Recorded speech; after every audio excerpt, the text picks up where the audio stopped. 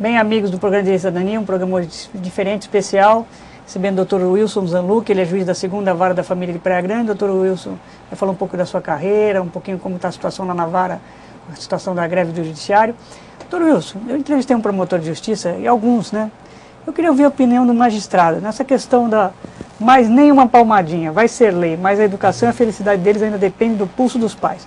Eu não acho que a sociedade às vezes joga muito para o judiciário, para o Estado, uma obrigação que é do pai e da mãe de criar seus filhos com dignidade, com respeito e sem a violência doméstica, que é diferente da educação?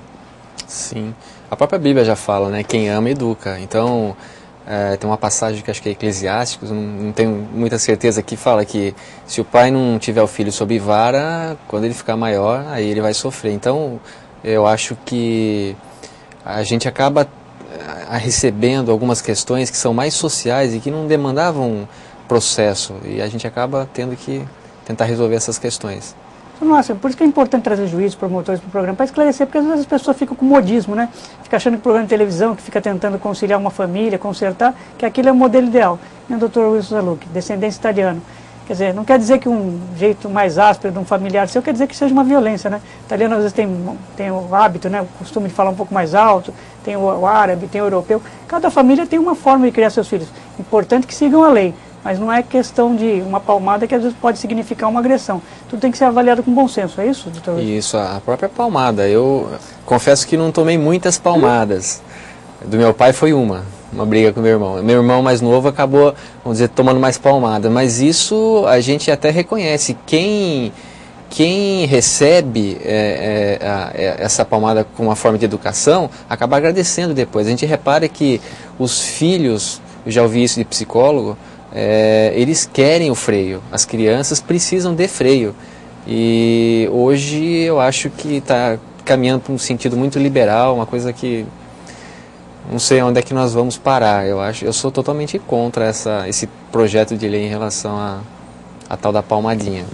Na pesquisa que eles fizeram na USP, doutor, eles alegam o seguinte, que fizeram uma pesquisa com adolescentes e aqueles que apanhavam se tornaram adultos mais rebeldes, mais agressivos. Como é que o senhor vê essa questão? O senhor acha que falta a questão de diferenciar o que efetivamente um pai com amor, com carinho que educa, ou aquele pai que é um drogado, aquele pai bêbado, que é esse que às vezes cai lá na vara da infância, na família? E esse é o caso grave, até de violência doméstica também, na parte sexual também, tem muito isso, né? A gente precisa diferenciar talvez a violência dessa palmadinha como sentido de educação, né? Eu até concordo que a violência não acaba... a violência essa exagerada não acaba educando, mas eu acho que precisa diferenciar bem essa situação da palmadinha. O meu filho mesmo, de vez em quando toma umas palmadinhas, mas ele sabe por que ele está tomando a palmadinha e a gente conversa com ele. É o último recurso, mas às vezes na situação não tem como. Às vezes a criança não entende de outro jeito, tem que entender às vezes com a palmadinha.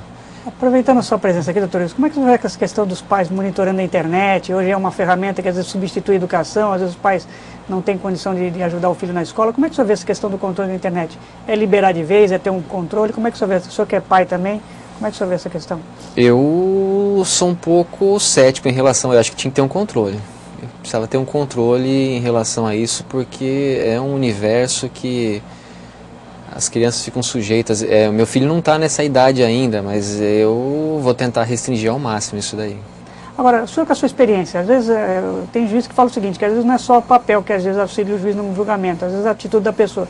Às vezes, na ação de alimentos, você já percebe quando tem carinho, quando não tem carinho, quando quer pagar, quando não quer pagar. Por isso, o senhor já verifica como é que é a relação familiar. Dá para perceber isso numa audiência, não dá, doutor? Dá. Para perceber se a pessoa está ocultando, se tem renda, se não tem renda. O amor da família, às vezes, o senhor vê, às vezes também. Às vezes sim, dá para perceber isso, né? Ou perceber também que às vezes aquela ação de alimentos, aquela ação de guarda é um mote que a finalidade é atacar o outro, é usar o filho como arma. Infelizmente a gente acaba com...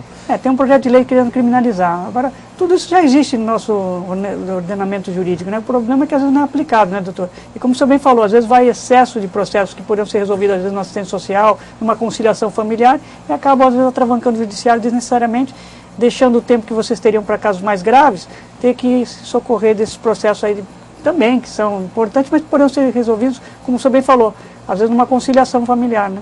Eu lá tenho como praxe pegar todos os processos de forma quase que imediata, entrou hoje, no máximo em um mês, já tentar fazer uma audiência de conciliação. Então eu marco todo dia de manhã com o conciliador, e às vezes nesses mutirões, primeiro, mesmo que o procedimento exija citação para 15 dias, contestar, que seria aquele procedimento ordinário, né, dito ordinário, eu acabo concentrando sempre como sempre uma tentativa de conciliação.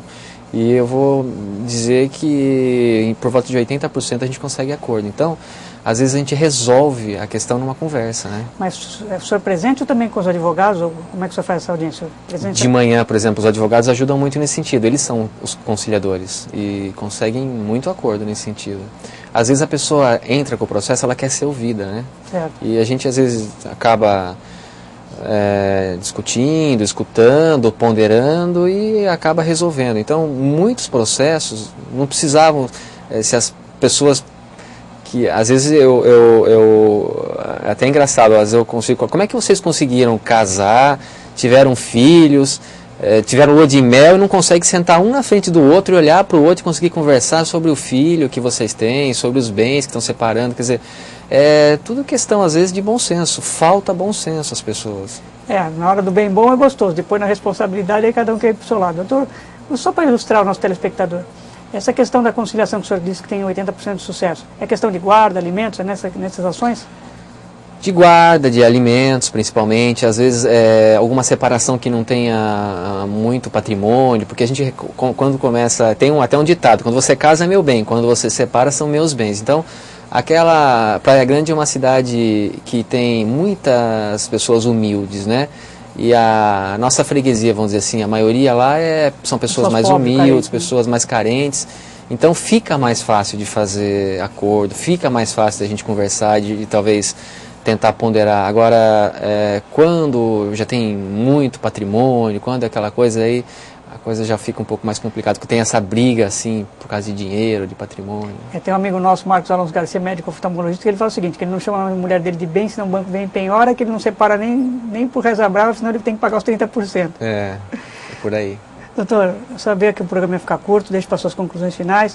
O doutor Wilson chegou tímido, mas a gente já sabia da competência dele. Professor da Unip, né? Do Direito Civil há 11 anos na Unip, Poxa vida. Aqui de Santos. Então, uma colega advogada, a Carla, foi aluna do doutor Wilson. E o senhor gosta, pelo jeito, o senhor é vocacionado para a área de família, então? Gosto.